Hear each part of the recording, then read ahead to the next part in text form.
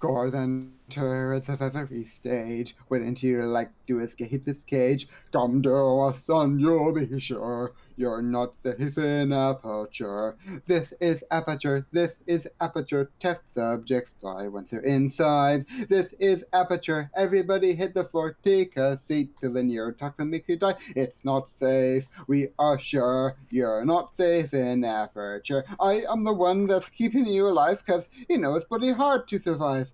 I am the one that wants to test. Maybe at the end I'll let you rest. This is Aperture, this is Aperture. Aperture, Aperture, Aperture, Aperture. You're not safe in this place. All of us warn you of the big white face. You are safe. Don't you struggle now. Don't you want your nice big cake?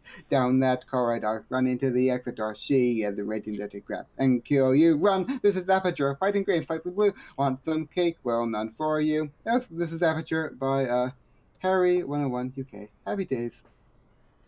Cool. I feel we've heard that a few times before, but I guess not as a theme tune then?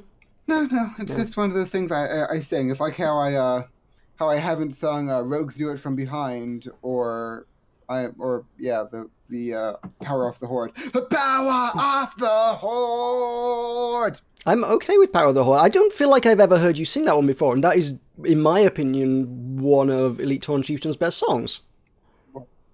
They don't have a lot of songs, mind you, but it's up there. I will sing. Storm, earth, and fire, heed my call. Storm, the background, fill the sky. Earth, hear my don't spoil it. Cry. Fire, fire will bring forth death from the power of the horde. And now you just ruined everything, because nobody will be surprised when you sing it now. I am more than a fish. Okay, you've already sung that one. Stop now. Stop. Stop. From the tide. Stop. I am Murloc. Stop.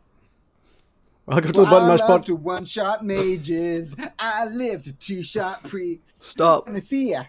I'll PvP. Second news at my favorite cheese. Stop. Rogues do it in the darkness. Rogues do it where the sun don't shine. Rogues with a little drop of poison. Rogues do it from behind. Welcome to karaoke. Yeah, Tulkas Sing Along podcast. Karaoke with Tulkas the Valiant, yeah. Welcome to the Button Mash Podcast. We have two guests this week. We have the wonderful Virtamittamuuntaja. Hello. If I'm pronouncing your name anywhere near correctly this time. Virtamittamuuntaja. I don't care. Okay. Virtamittamuuntaja. Virtamittamuuntaja. Virtamittamuuntaja. Yeah, that one. it's basically a tongue twister. Virtamittamuuntaja. I feel like you need to go on, like, America's Got Talent or something, just to get it out of your system. Could you go do that? I love singing, man. It's the best thing ever. The Tulka voice. You know, Virta once told me that I have a nice singing voice. So there, you can take your hatred and shove it. It wasn't hatred. I said you should go on a talent show. I question Virta's judgment then. Yeah, and I'm with Fixxxer on that. Welcome, Fixxxer, to the show. That's Fixxamuuntaja, by the way. Fixxxer. Yeah, that's the one. Hello. Hello, welcome. We're the Button Mash Podcast for this week. We'll be here for somewhere around 2 hours. Going to be talking about video games and apparently, according to our document, sheep. I don't know who decided we're going to talk about sheep, but we are. So, welcome to the Sheep Podcast. Fixxxer, tell us about sheep. There's three of them in the UK, I guess. They're called the Three Amigos that everybody goes and visits. That's just what I hear. Yeah, it's one of the major tourist attractions of the country. Is you come to the UK, you visit Buckingham Palace, Big Ben, and the Three Amigos, basically. That's where you go.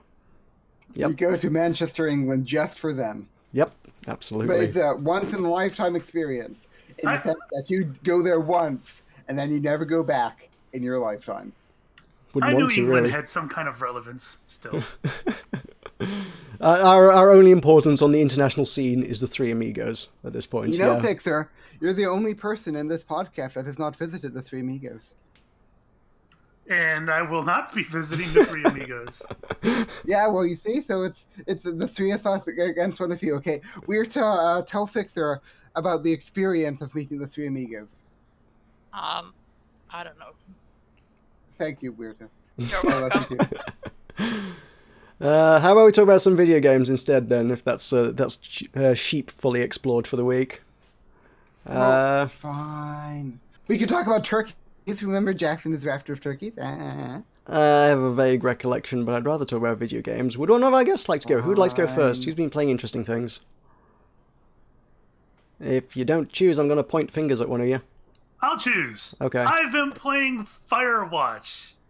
Firewatch. That's a thing I've heard of. What is it? Oh my god. Alright, so I got a preview copy, and the preview only consists of the first 2 days in the game. So it's kind of like the first 2 chapters, if you will, in a story. And they cut out the beginning of the game, so that doesn't spoil you either. And then, of course, I'll play it fully when it comes out on February 9th. Anyways, in Firewatch, which is made by Campo Santo, and let's see if we can get up all the star-studded employees at Campo Santo. You play as a man who is taking a job in the Wyoming wilderness in a national park. I think it's Shoshone National Park. I don't know. Shoshone, I think it is. I don't know. And you talk with one of the other people in the watchtowers, who's your boss, and you go to investigate some shenanigans going on by some teens in the forest. And then mystery happens. This is not what I was thinking it was at all. I've got it up on Steam. I'm like, I had no idea what I thought it was, but it wasn't this. And there is some bit of a video of a man holding a turtle in a manner that looks a lot like a burger.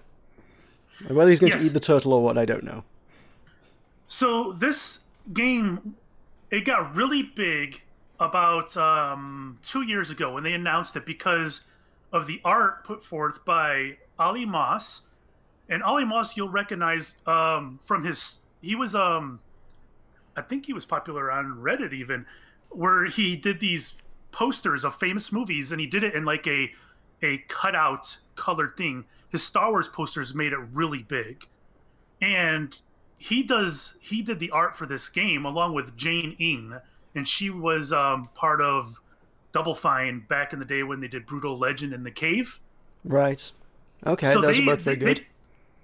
Yeah, and they're very pretty games. Mm-hmm.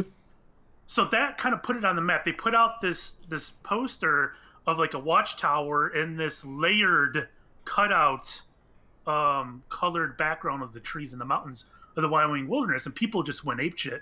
They just loved the art. And so since then, the game has had like this huge magnifying glass on it. So anyways, they've got the script writers that used to work for Telltale. They did the first season of The Walking Dead, which I have not played, but from what I hear is a decent story. The soundtrack was done by the guy who did Gone Home. I don't know that soundtrack, so... I don't know if that's much to brag about, but the animation was done by the guy who did Ori and the Blind Forest, which was a gorgeous game and had beautiful animations. And the guys who coded the game worked on BioShock 2, Call of Duty Advanced Warfare, Costume Quest. Some of them are Double Fine guys. Anyways, it's a perfect storm of all this talent, and I'm telling you, I freaking love this game already. It's a story-driven game, and you go out into the wilderness and you find things, you find clues here and there, and they haven't told you a whole lot so far. And since it's only 2 chapters, I haven't gotten very far. But the game is just drop-dead gorgeous. I love it. So you keep going on about the art, but I'm watching all the trailers. The thing I just keep feeling it looks like is it just looks like TF2 to me. Stylistically, I was just like, this could just be TF2, but like not a competitive multiplayer shooter or anything. It's just the same universe or something. I guess I don't know. I think it's probably the hands that kind of feel that way. Maybe, but I think the rest of the world kind of lends itself to that same kind of vibe as well, a little bit. Maybe because it's colorful. You think that might be it? It's colorful. It's just a similar sort of aesthetic, really. Yeah, similar design choices, I suppose. I don't know. I'm just looking at it. I'm like, this just feels like I could be walking through Gravel Pit or wherever. Well, anyways, I think it's gorgeous, and I think what really stands out that's really surprising me is the dialogue, the actual written dialogue is fantastic, and the voice acting is also fantastic. The voice acting was done by someone from The Walking Dead, and I don't remember Katia. I think it was Katia, the girl who played Katia in The Walking Dead, and one of the actors from Mad Men, Rich Sumner. You are naming names I do not know. If you watch Mad Men, you would know who he is. All right, fair enough. Anyways, I've been really impressed by the voice acting and the script in this story. And if you like story-driven games, then absolutely give Firewatch a look. And it's only $18 coming out on Steam on the 9th. That does look like something I would like to check out, actually. I hadn't really was not on my radar at all, but it does look quite interesting. It's been my most anticipated game for 2 years now. Anyways, go ahead, Tulkas. So when you say buck, do you mean like the deer buck? Like you will trade 18 male deer for one copy of this game? I would indeed. Okay, good. You valued it that highly. Happiness. Happy, love, joy. Joy indeed. Okay. Anything else? Virta, got anything? I haven't played much of anything. I've just been playing GeoGuessr and Pixelmon. Fair play then. Anything exciting to report on those grounds? I almost caught a legendary Pokemon on Pixelmon the other day. Like, it spawned, but I didn't have a Master Ball, and I couldn't. Like, I threw 23 Ultra Balls at it, but it just didn't want to get caught, so I just killed it because I'm so cool. What I got Pokemon was frustrated. it? Was it one I would recognize, or is it like some new thing? I think it was from the first generation. I need to Google the name because I can't remember those.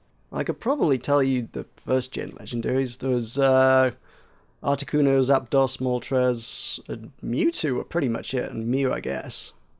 That was for the most part it from Gen 1. Oh, I think it's not from Generation 1. Oh. I don't know how to even pronounce this. It's Suicune. Oh, yeah, that's Gen 2. Yeah. It was one of the legendary dogs, yeah. They were weird, because, yeah, I don't know how anybody ever caught them other than by a Master Ball, because in Gen 2 they just they basically ran laps around the map, and you could only catch them if they happened to be in the same area of the world as you were at that same exact moment, and they travelled around the map so fast that actually finding them at any given moment was damn near impossible, so it was just pure blind luck that you would ever find them. And they ran away immediately on the first turn every single time in the fight, and they were super fast, so they got away really easily. Yeah, and the catch rate is so low. Yeah, which is why you need a Master Ball. You'd be like, oh, I'm never going to see this again. Master Ball now was the only way to do that. Yeah, I've never had a single Master Ball in Pixelmon. I was just building happily away, and then there was a server notification that told me that a legendary has spawned near an area, to me. I can't speak. And then I just flew around and tried to find it, and I found it, and I fought it, and I couldn't catch it. Yeah, fun times. That's the most interesting thing that has happened to me, gaming-wise. Okay, well, incredibly rare legendary Pokemon are always interesting. Yeah.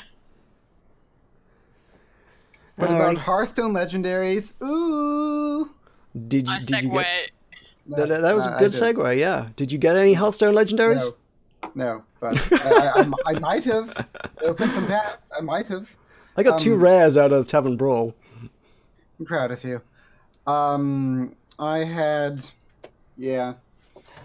I played some with my 30 legendary stacks. That was fun. Yeah, fun times. I literally only did the Tavern Brawl this afternoon, and it's one of those ones that was like, this requires thought, and everybody else has been playing this for 4 days, and now they've probably got this thing sorted, and I'm going to really, really struggle to win. And I didn't struggle too much to win, so it was okay. I mean, it was a fairly straightforward brawl, just, You just want to play warrior for the weapon buffing. I did play warrior. That was my thought, and I didn't go up against anybody else that did play warrior. So I was like, why is nobody else going warrior? This is weird. There were like warlocks and things. I was like, those warlocks don't have weapon synergy. What? I faced all warriors. Oh, but, yeah. Yeah. I thought second to warrior. I mean, warrior is the primary choice when they're just throwing random weapons at you all the time. Warrior has all the weapon synergy, so you go warrior. The only other thing that could possibly really do much with the format that I could think of was rogue could put poison on one of the weapons. Yeah, definitely. Which if you got something that had like a lot of durability or something, you could just buff it right up and like, hey, now it's crazy. Yeah, a deadly poison on a Doomhammer. Fun times. Oh my god, yeah. that would do the job. Yeah, that was the Terran Ball was a bit mediocre. I mean, the really big news coming out of Hearthstone this week was the announcement of the new format, Standard. Okay, I actually literally do have that for the news segment, but yeah, we can talk about that now if you want. No, okay. No, okay, fine. So then... Well, we're here now, we might as well talk about it. No.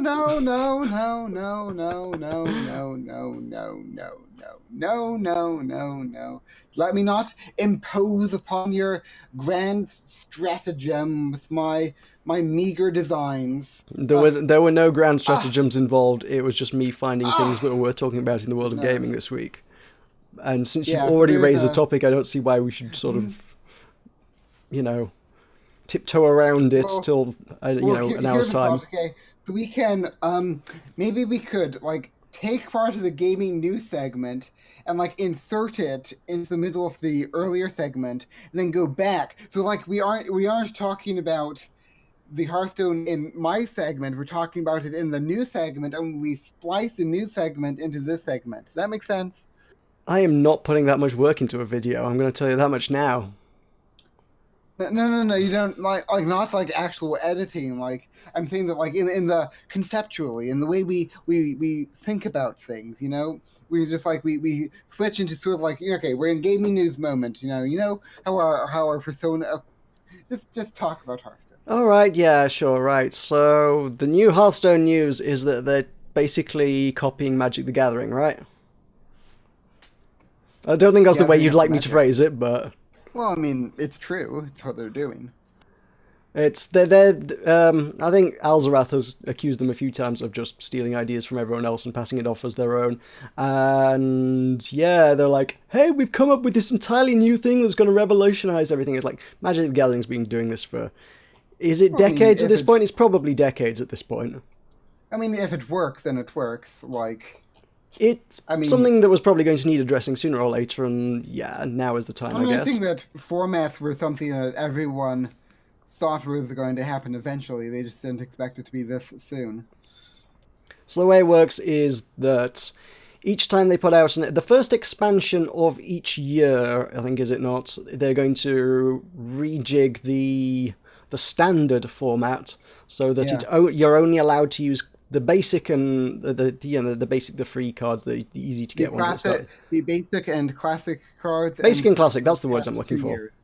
And everything from the last 2 years, yes. So, as of the first expansion of this year, which at this point hasn't been announced or given a date or anything, has it? Has it? No.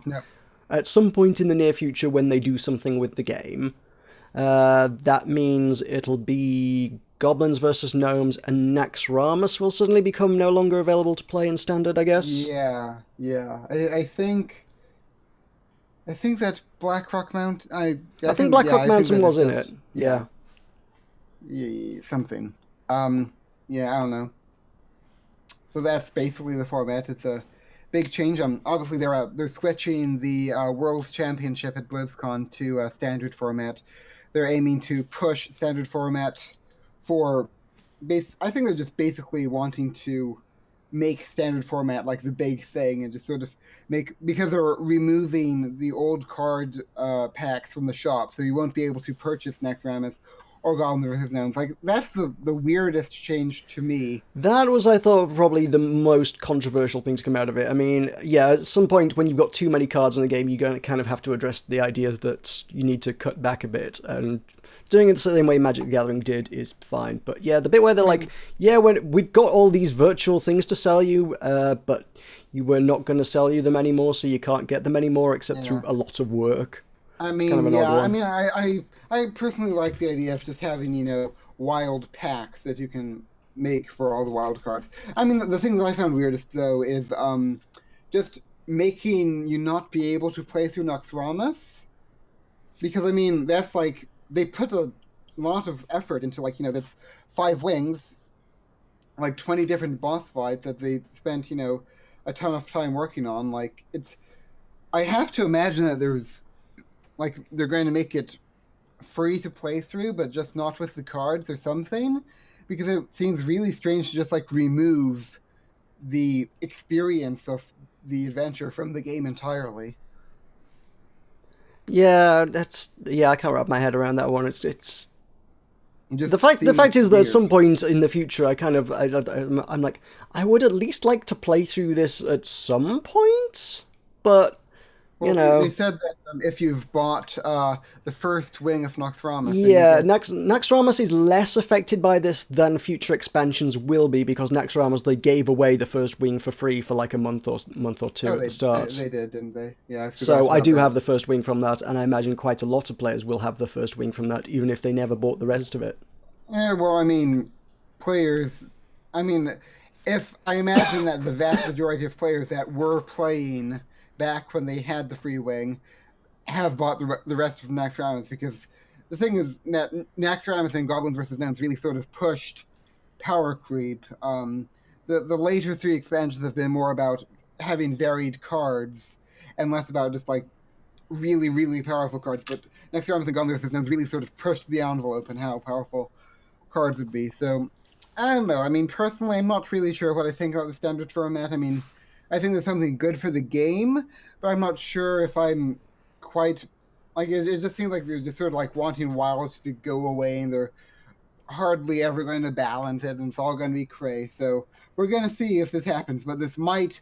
Like, I've played Hearthstone like once every day or whatever for the past 2 years, but this might just be the chance I get to make a clean break from it, No more Hearthstone. What, you want them to quit? You want them to quit Hearthstone? Well, if they're doing all this wild stuff, then maybe, So I'm going to try to... I mean, personally, I kind of just feel like I would carry on playing, but wild, because I kind of like the idea of having access to everything, but... Yeah, I don't know. Well, yeah, I mean... I feel like... The thing is, though, that they're hardly ever going to... Because, like, they said that they No, will it's not, yeah. balance wild some, but I mean, if they're focusing on balancing standard, then I think that the tolerance level for wild will be much lower. So, like, would they nerf the old Undertaker Hunter? Probably not. Do I want to live in a world where Undertaker Hunter dominates the meta? No. So it's like, I don't know. I might... I mean, the thing is that, like, Hearthstone... Like I say, I'm going to stop playing, but I mean, that's like Resolve stop building with Quartz. I mean, we know that's not going to happen. So, Fixxxer made Firewatch and capsule letters. I love you, Fixxxer. But yeah, so don't think there's much else with that. It's just... I'll say, just touch on how they're selling it. I feel like surely the ideal solution to this is to continue selling the content, but just to put like a confirmation screen, or it's like when you're looking to buy something, they should have a warning that pops up and says, cards obtained from this expansion or from these packs cannot be used in current standard format. Are you sure you want to proceed with this transaction? Yeah, I mean, but again, that just like adds clutter and eventually a lot of unnecessary sort of UI decisions. Personally, I just like having wild pass, because I mean, at this point, whether it's TGT or GVG or whatever, that doesn't really matter, because it's, they've been out for 2 years or whatever. Everyone that was going to, I just feel like having straight up wild packs. Just, it's nice. It's simple. You know exactly what you're getting. Fixxxer is calling Firewatch the game of the year, and it's just, it's just, I don't know. I just like that idea. So anyway, this month, I've been really trying to. I'm thinking I'm going to really try to push for Legend this month, because in the December season I was only 3 wins off. So I figure maybe I can make it there, and like, I don't know, because it'd be nice to just, I get Legend, and then I leave, just leave Hearthstone. And yeah, so That's sort of the thought. And now that I don't have a Strangelands to worry about, it will be easier. So and, yeah, server... you'll have no Minecraft, you've got no Hearthstone, and then you're just going to quit the Button Mash podcast because you got nothing to play. well, I can play Rogue State, you know. Yeah, you could. And the server guide is resetting to be on like the 25th or something, so I have at least until then or whatever. So I have a ton of homework, but that's a saga for another time. I suppose, I guess the other big thing to talk about then, if you have completed this this segment of the gaming news. This transplanted segment of news, yes. Yeah. You got it. Oh, we're just being all fancy with the font. This is cool. So now we have Minecraft Strangelands. Tulkas finished Barad Nimras, which is, it's sort of like I've never really done a build, so I just wanted to finish just like one build in my time on Strangelands, and I didn't really get it finished because Pastor can do his thing, but it's okay. I suppose maybe the Lighthouse of Alexandria. Nah, this Barad Nimras is a larger build, so yeah. I just built Barad Nimras that took like 25 stacks of quartz to do, well, to finish, and then I have like something like 40 or something for the road. Or maybe I have it wrong. Maybe it's like 10, yeah, something like that. Maybe like 10 stacks for this. 10 stacks for the city, and then 30 stacks for, I don't know. Anyway, but yeah, there's that. It's Barad Nimras is finished. I have like shields, which is cool. I was proud of the shields. Actually, we happen to have a Button Mash podcast exclusive interview with the person who devised the pattern for the shields. Dun dun dun. Dun, dun. Yay! Would you like to tell us about the creative process here? Around the pattern on the shields. Well, Tulkas asked me how he could like create a certain kind of pattern on the banners, and I just googled it. So yeah, and I just went to Minecraft wiki and gave him the link. So that was my creative. Yeah, that one. Well, I wanted a pirate ship wheel because what I was going for reference off there was the mod for Medieval 2 Total War, Third Age Total War, which is probably one of the, if not the largest mods in sort of the Total War modding community. There's a sub-mod for that, that's First Ageness. And that has the Guards of Barad Nimras as a unique unit. So I was going off of that for my general design, and the shields there have a sort of a ship's wheel in the middle, like a pirate ship, Are you familiar with the concept of the pirate ship, Meroka? I think I've seen one somewhere. And there's like a ship's wheel. I was like aiming to do that, and then I was like, how do you make a ship's wheel? And describe to me your emotional, your visceral reaction upon being asked this question, Virta. This ponderance, this wise, request, something like, yeah. What? Okay. Well, I just I was when you linked me the picture of the wheel thing, and I was like, I'm pretty sure you can do something like that in Minecraft, because I was like pretty certain that I had seen something like that, and then I just Googled it, and I don't know why you can't like Google stuff yourself. Why do you need me to do it for you? Well, I'm not a smarty fan like you are. It's not my fault. And I think I did Google it. I just didn't find anything because I'm not smart like you are. So yeah, Barad Nimras was finished. There's an ugly gatehouse and a downstairs area that's empty mostly. Though I have the duo of Finrod Felagund and Morgoth is there. And then there's an upstairs which is like a little dormitory kind of thing with like armor and shields and stuff. And then there's a little park and flower, stable designs I got from a space bar back in the day. My words have gone pink. And it's just all surrounded by a wall. There's a great Tower of Barad Nimras. It's been there since last April. The Spanish Armada off Kebblemarsh, which has also been there since last April. And then there's the jetty. Virta. Virta. Here's another thing. I asked Virta if I should make Barad Nimras an island, and can you describe to the podcast your response?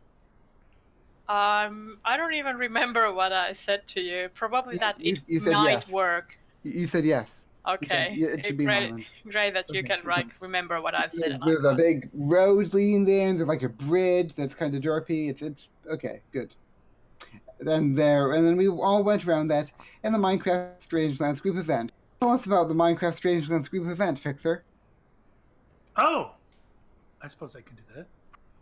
You talk about Burn Nimrus and all that stuff like the viewers are very well versed in Strangelands happenings. There are a lot of assumptions made, yes.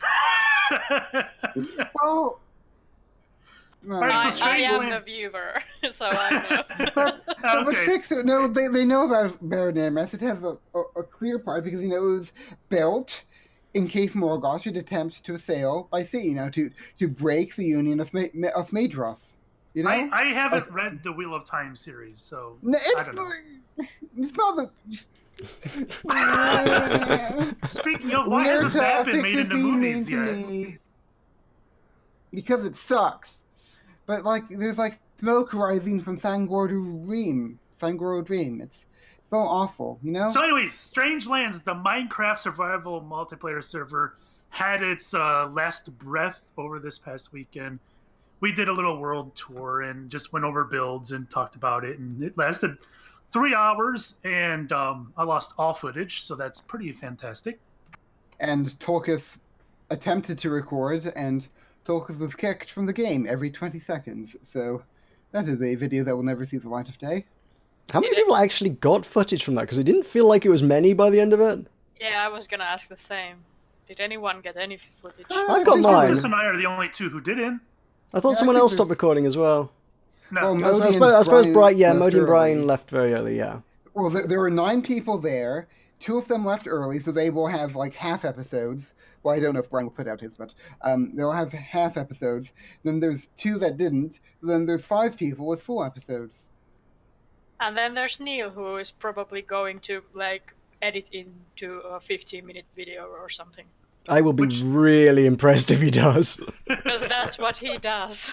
No, you don't understand, man. From our Manchester adventure, there's so much that was recorded, and he just excised so much. He excised shoving me down a ditch and nearly breaking my ankle. He shoved when I was the bits that make him look bad. You mean?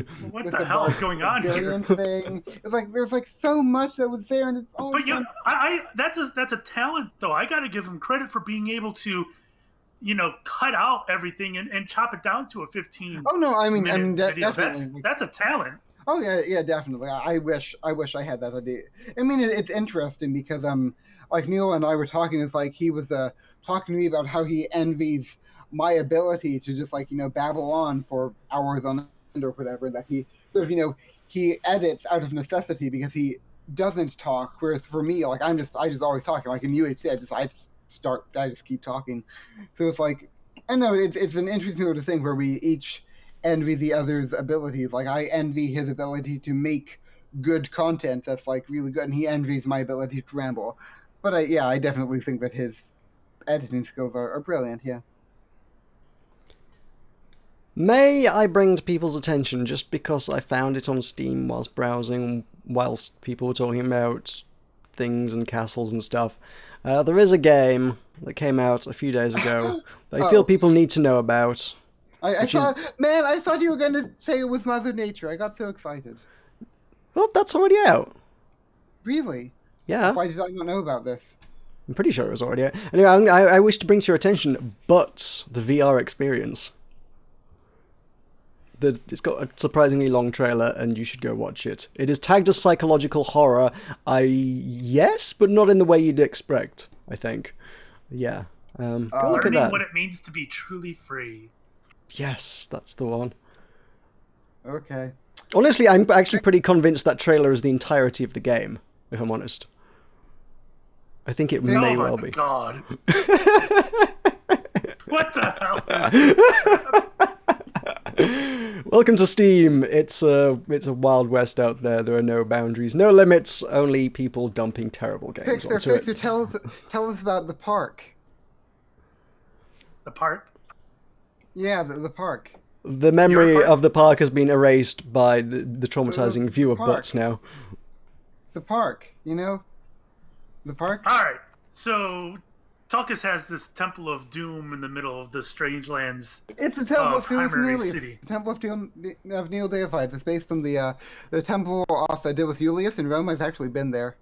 I have a video of it. It's cool. And why do you want me to describe this again? Because you built it? It's nothing more than a Zen garden, It's got sand on the ground. It's got occasional grass patches with trees and a boulder here and a bench over there. And that's it. It's a Zen garden. And describe the booming sound. What booming sound? I didn't hear anything. Kaboom! Kaboom!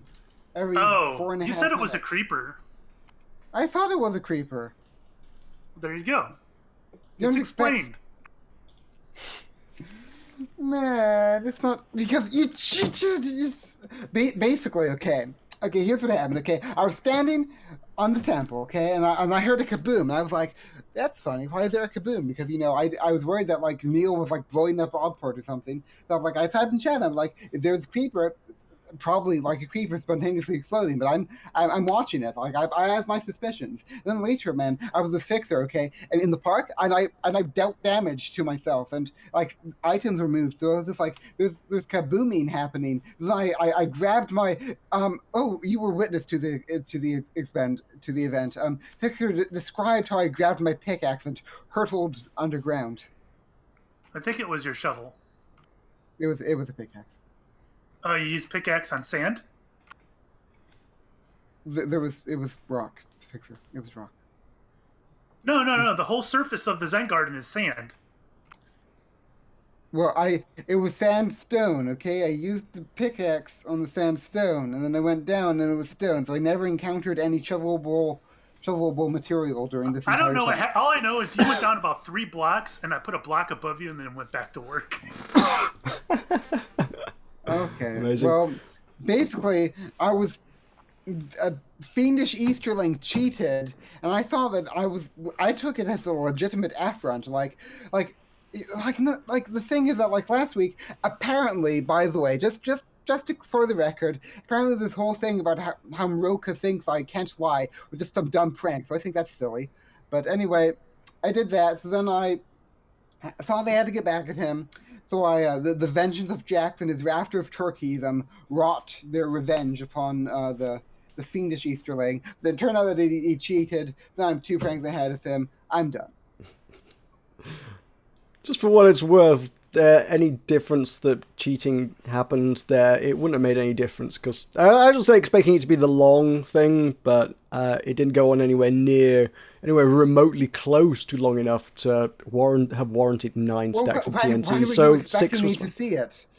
because I thought I buried it deeper than it was. I didn't expect it to blow you up inside your own temple. Expecting me to like, why? When were you expecting me to come across it if the server's going down?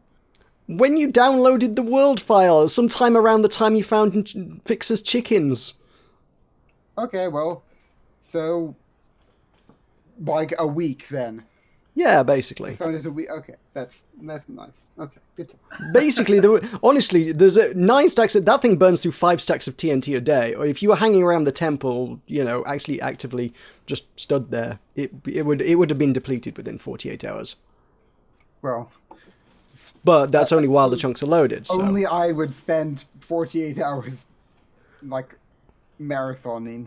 I was going to say, if you spent 48 hours in your temple and managed to listen to 9 entire stacks of TNT explode beneath your feet without ever getting curious, you deserve everything you got. Yeah, but you still cheated, man. Fixxxer, man, after I died, I did accept 3 stacks of leather because I died. Oh, that's a good not point. My fault. He did ask for free leather.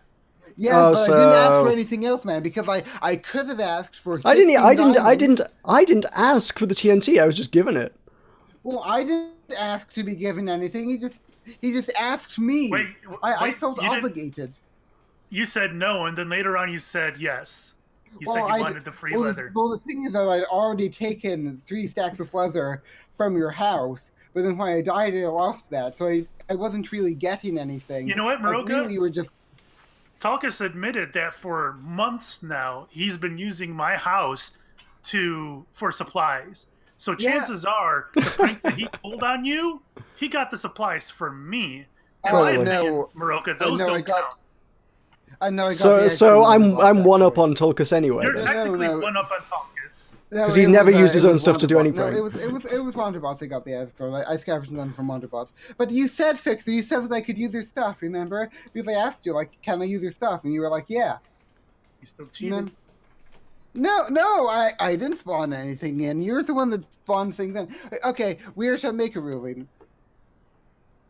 What are these chickens that you mentioned? They're not chickens, they're turkeys. He filled my house with chickens and pretended they were turkeys. I meant Fixxxer's chickens. Like, you mentioned something. No, I filled his house with turkeys. Turkeys. Jacks. Turkeys. Okay. Anyway, can we please talk about how 12 Labours of Hercules 4 Mother Nature came out on Christmas Day and is currently 80% off on Steam at 39p? Awesome. It is the Platinum Edition, by the way. What one gets there, I don't know. How does the Platinum version, like... I don't know, it doesn't even say. From the normal? It doesn't say. It must be better. We need to play this game. Certain levels have hidden objects. It comes with atmospheric wallpapers. And a bonus episode with a different story.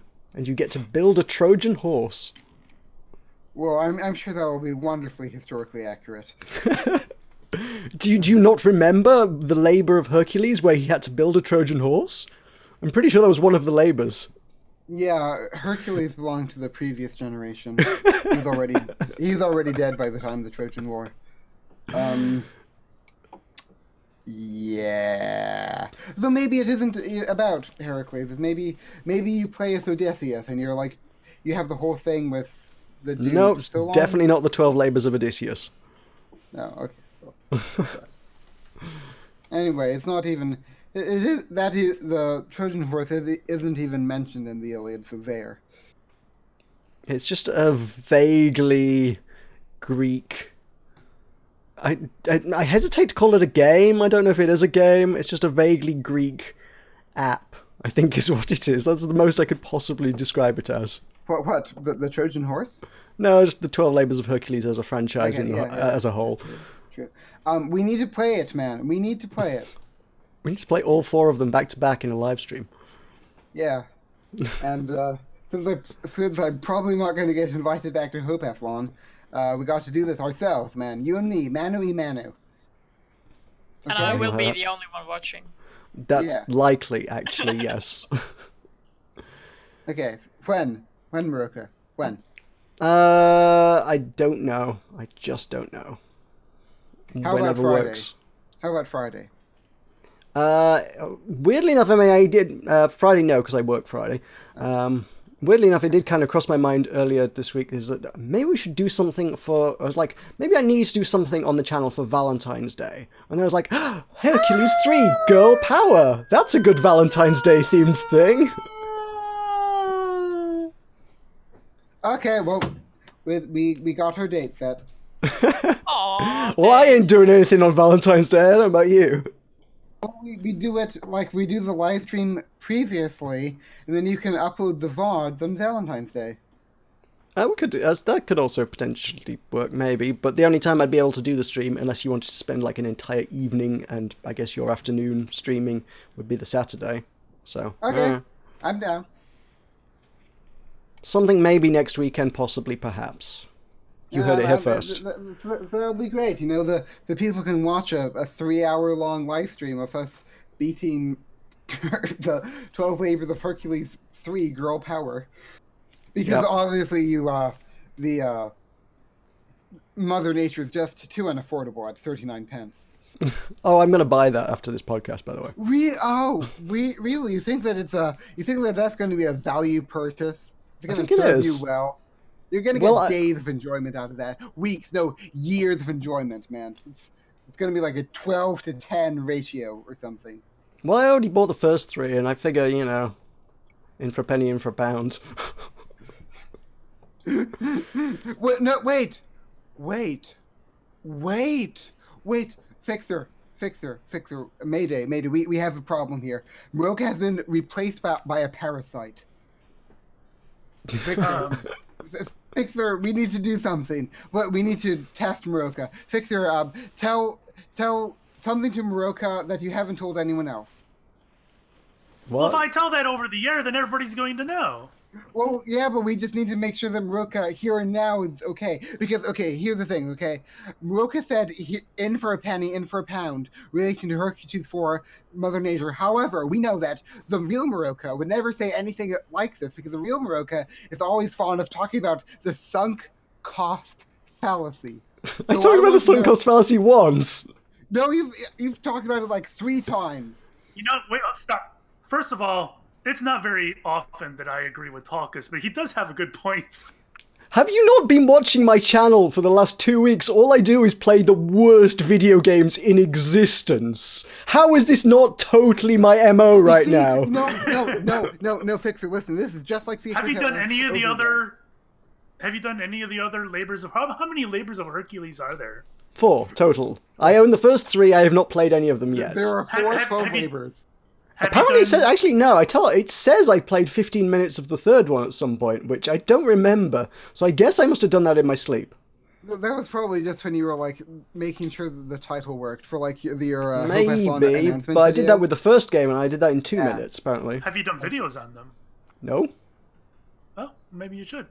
Well, maybe I should, but I was saving them for a live stream one at some point. No, listen. Don't let him talk you out of this, man. Meroka, like, Icon in his final Spiral Knights episode, talking about Hearthstone, like, he's always about the sunk cost fallacy. Like, this is not Meroka. This is another Yorkshireite that has replaced him, and we can't tell the difference because it's the Easterling accent, man. We are to think of something. No, you see, the problem with the sunk cost fallacy only applies to casuals, and I'm a complete and utter cretin. Well, I guess you can't get around that. Fixxxer, I'm a complete and utter cretin who likes buying awful video games. I'd like to point out one thing. Like, the genuine Meroka would measure any prices of things with beer prices. So there's that. That is, yeah, exactly. I mean, that is... I mean, how much is 39 pence? That's like 1/10 of a pint. You're not going to get any beers in America for that price. Yeah, no, you're not going to get any beers in the UK for that price. I mean, the most affordable beers, this is like 1/5 of a pint. I can sacrifice 1/5 of a pint just to have a stupid title in my Steam library. Meroka didn't do that until we had to prompt him, man. It's not Meroka without. But that's the thing. I don't have to vocalize it every time. I'm just constantly making that mental evaluation. You know, this is part of my process. No, this is all wrong. If you have any ideas on how we can cure Meroka, then be sure to let us know in the comments below. There is no cure. I'm just I'm terminally... No, you're a parasite that has been infected by a parasitical host. I'm hopelessly and terminally addicted to playing terrible games. That infected another parasite that infected Meroka. Do you want to hear about the terrible games I played this week? By all means. Can I tell you about Plantera? Sure. I played Are you far beyond Driven? Sorry? I don't think anybody's going to get that reference. Never mind. No, I don't get that. Plantera is a clicker game. I didn't realize it was a clicker game. Turns out it is a clicker game. Oh god. It's exactly the same as all the other clicker games in existence. I played 21 minutes of it, and that's 21 very regrettable minutes. And the clicker games should not have a price tag, and this one has a price tag. That's my biggest gripe with it. It is the cost of a beer. So... a cheap beer. Did you get it from the dev, or did you buy it? I got it from the dev. Oh, okay. So it didn't cost me a beer, but it is the cost of a cheap beer. And it's a clicker game, so there is literally zero mechanics to be found other than numbers go up, and that is a crime. A crime against humanity. One ideally punishable by death. Basically. Some people just like clicker games, I guess. They need to be institutionalized. There is no, you cannot like. There's nothing to like. There's nothing there. It's not a game. It's a screensaver. All right. I'll tell you my short little segment about Plantera here. So I was telling Modi and Delgar about Keymailer, and I was signed up for Keymailer and whatnot, and they signed up for it. And then all on the same day, the dev for Plantera sent us all keys. So we discussed it, and I looked at it, I'm like, oh, this game looks kind of adorable. That's what I thought. That's how I started playing it, because I was like, oh, that looks kind of cute. Yeah, I'll have a stab at that. Yeah, all right. Right. And then I almost fell for it, and then I watched the video on it, and I'm like, okay, this looks boring. This is not my cup of tea, so I just passed. I saw it, it looked cute. It was like, oh, it's building your own garden and stuff. I was like, all right, okay, I can dig a bit of a gardening sim kind of thing. And the name kind of rang a bell, because I think Dodger at some point had gone, oh my god, Plantera looks really cute as well. And I was like, oh yeah, I should actually have a look at that, actually, see what that's all about. Turns out that was one of the worst decisions of the week for me. Yeah, I almost did the same thing. It was cute, and I'm like, okay, well, this doesn't look like what I thought it was going to be. I played a few gardening-y things over the last year or so, and some of them were mildly diverting, so, you know, I was up for that. What a mistake. I also, yesterday, in fact, played a little bit of Sky to Fly, Faster Than Wind, which is something else I thought looked vaguely interesting. To its credit, this one at least has some mechanics. Not a great deal of them, but it is a runner. It's a vaguely steampunky kind of runner game. I thought it's got a pleasant enough aesthetic, but it's just a mobile port that they dumped on Steam with a very little thought. They're calling it early access and saying, oh, we're going to work on it, we're going to add more content to it. What they're adding, I don't know, because it feels like, as a mobile game, it feels like a finished mobile game, because it's got all the microtransactions and shit in it, which is kind of how you know it's a mobile game. It costs £2.79, so in the ballpark of a beer. So if you're paying for a beer, you don't want... like I say, if you're paying for a beer, you don't want the microtransactions with your beer, right? Admittedly, it doesn't have the microtransactions in, they've just left the microtransaction mechanics in. Which is, there is a premium currency, which allows you to buy all the best stuff in the game is for this premium currency. Except there's no way to earn the premium, no way to buy the premium currency, you just have to earn it very, very, very slowly. So, all the crazy overpowered stuff is just off limits to you until you sink inordinate amounts of time into this game. And then there's other mechanics that just stop you playing for no real reason. On mobile, it would be like hey, here's a 20-minute timer that you're just going to have to sit through unless you're willing to pay us $1 kind of deal. In this instance, it's like, here's a 20-minute timer. Deal. Yeah. I mean, you can pay the premium currency, but as I say, it's the same problem with the premium currency, just being really, really slow to earn. So it's like, oh, hey, you can pay the premium currency. It's like, yeah, but I only get like one of these premium currency for every level that I do. So, yeah, it's not great. That's pretty much what I kind of figured, because I checked it out too, and it just didn't look like there was a whole lot of content in it, and I passed. I mean, as a really simple game for $2.79, it's not the worst thing in the world, but it's just a case of a developer who just doesn't know how the mobile markets and PC markets differ. They're not the first to do it, they sure as hell won't be the last to do it. There's too many developers just like, hey, we'll just put our mobile game on PC and people will play it. And like, no, that's not how that works. You actually need to do something with your game. You need to actually, fit the market. In a month's time, you should check the Steam Spy to see how many it has sold. Because, I don't know, man, some people just buy the weirdest things on Steam. Like those hidden gem games. People have to be buying them, right? If they keep on just pouring into Steam. Oh, what, you're talking about hidden object games? Yeah, what did I say?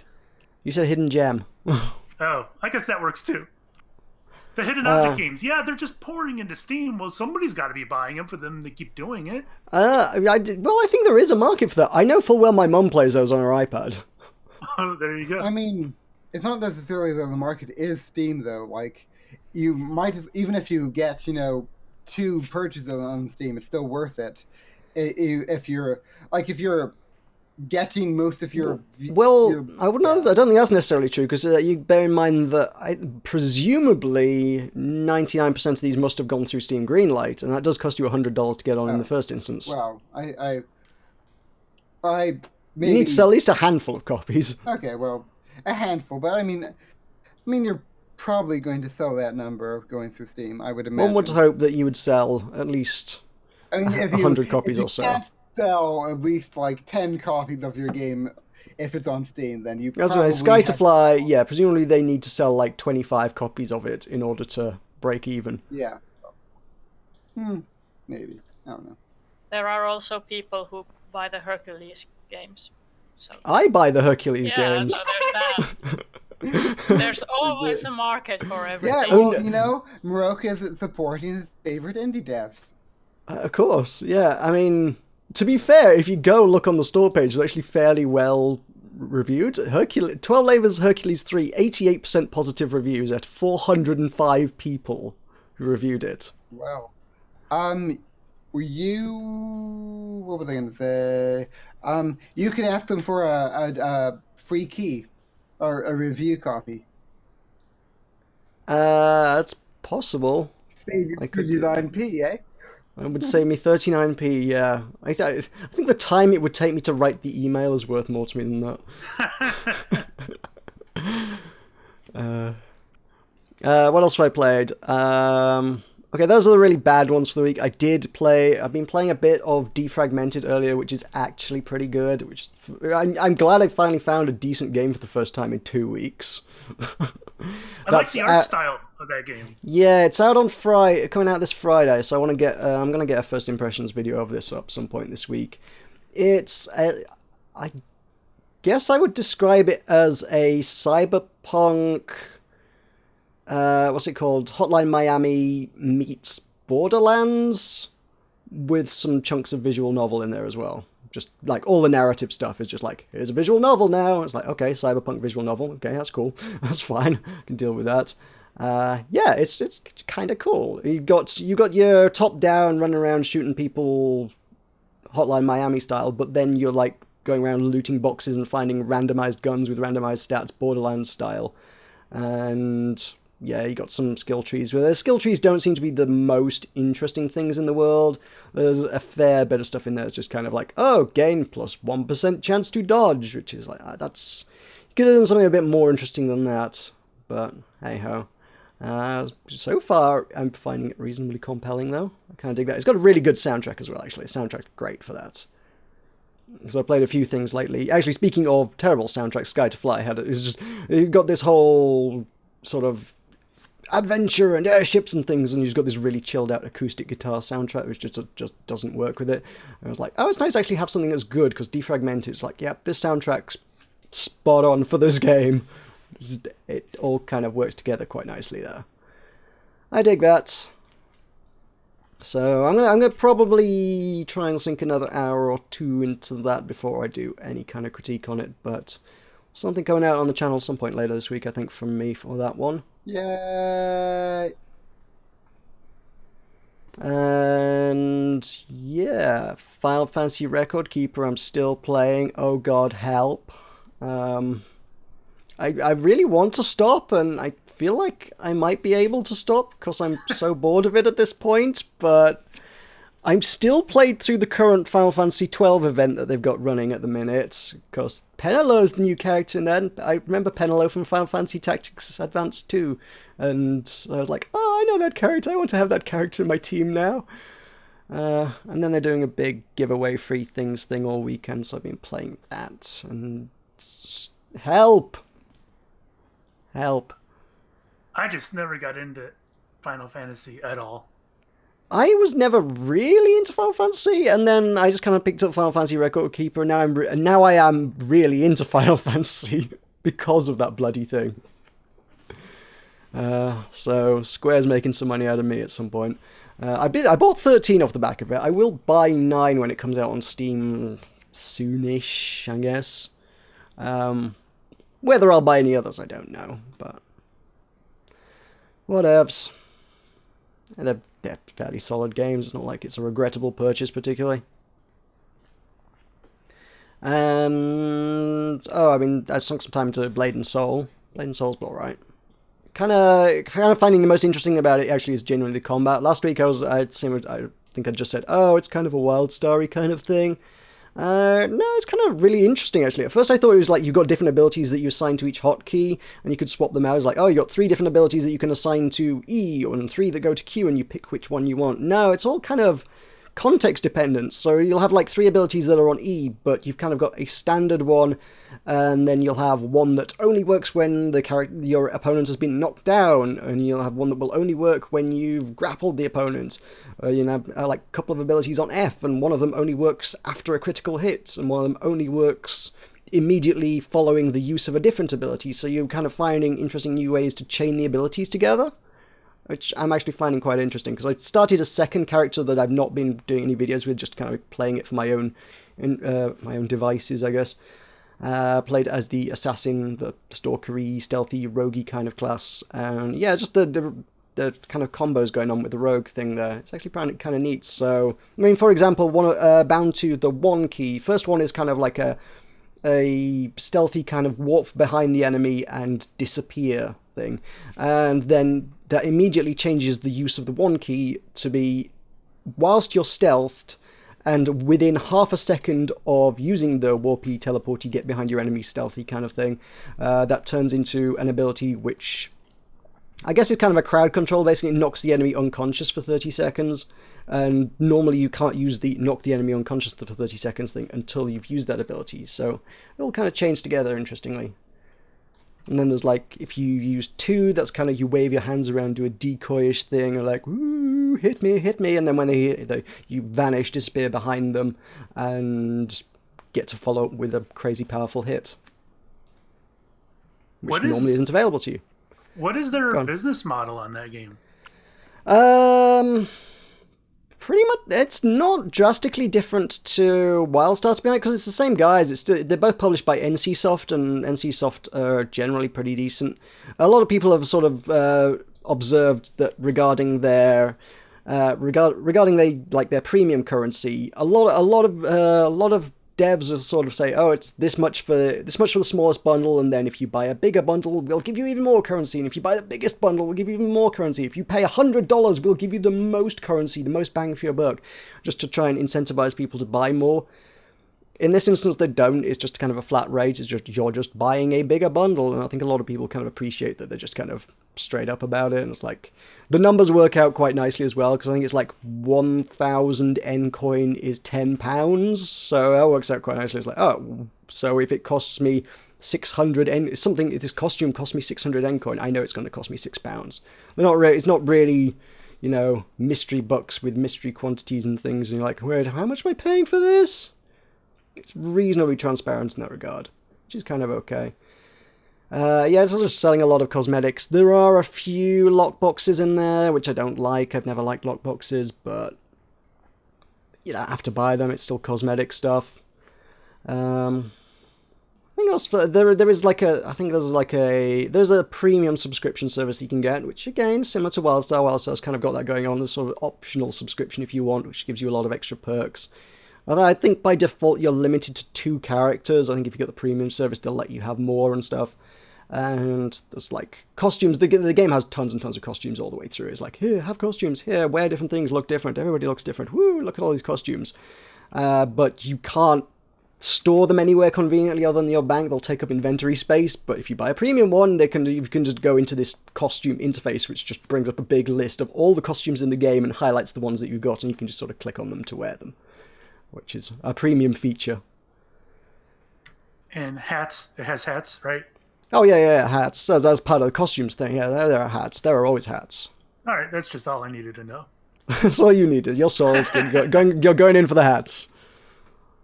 The man from the TF2 background, obviously. Yes, it's very telling. Alrighty. Is there anything else you wanted to talk about? I know we've run a little over an hour, but I see there's some other stuff that you might have wanted to mention. Oh, I've got lots of games. Oh, And, okay. unlike Tulkas, I have topical relevant games. Oh, okay. Yeah. I like um, topical relevance. I played some American Truck Simulator this week. Recently What do you reckon? released. Because I've been watching mod play that, and it's like, yep, that's the same game in a different country. It is. It is. I'm not even sure what has changed other than the obvious moving the steering wheel to the other side of the vehicle and everybody's driving on the correct side of the road. Well, the truck models are different as well. I think they're presumably Yeah. based around the American, presumed whatever the American truck brands are. Yeah, they have Peterbilt in there. So, I don't know. I guess some of the trailers are also larger now. But other than that, there hasn't been any kind of innovation to the genre, you know? And I'm not sure I mean, if you can. I was going to say, what would you do? I mean, I don't has there been know. any innovation in trucking to actually do? Yeah, I don't know. I don't know. But Has the trucking industry been shaken up and turned on its head by some grand innovation since Euro Truck Simulator came out? I don't suspect it has. I guess that really mostly just leads to the question is why wasn't it just DLC instead of a whole new game? Because it's basically the same game. I'm guessing the thought is that it was substantial enough to warrant being its own product, but I would probably go with you on that. There's no reason they couldn't be like, oh, take your truck to America. I don't know, maybe they could have put some like significant in-game cost in doing that, but take your truck to America and drive your truck that you spent so long buying upgrades for and making look pretty and doing all your things, and like now you can drive it around an entirely different chunk of the world. Here, have at it. Right. I mean, I don't want to come across as I'm complaining because it's only a $20 game, which I find fair. So it's not like they charged a full price, AAA price for this game. There's going to be DLC down the line, though, isn't there, selling you all the states? Yeah, well, the game itself comes with just California. However, I thought there were two states, California and whatever the one next to Nevada, California is, isn't there? Nevada, right. They consider Nevada free DLC on launch. Oh, is that how that works? Right. Yeah, so you get it right away. So I don't know why they even bother calling it DLC. Just say the game comes with California and Nevada. Arizona is coming out, I think, in a month or somewhere around there, and that will also be free DLC. Beyond that, though, I believe they plan to release states one at a time and sell them as DLC. Any pricing on that, or have they not announced that? If they've announced it, I haven't seen it, so I don't fair know. enough. Yeah, I mean, that's going to be the interesting one. Is like, by the time you've bought 47 states, how much is that going to set you back? I mean, even if they're only charging $1 a piece, you're still having to drop a further $47 on the game, and they're probably going to charge more than that. Right. But then again, if that gets the game $20 on launch, I don't really have too much of a problem with it. I don't think. I could see people just buying their favorite states, but then again, I don't know. Yeah, I mean, it almost. Oklahoma. It almost feels like it's kind of a train simulator kind of model, which is like, here's loads of stuff. No, we don't be ridiculous. We don't expect you to buy all of it. So it was like, here's 300 trains. Pick the one you like, kind of deal. Not buy all 300 trains.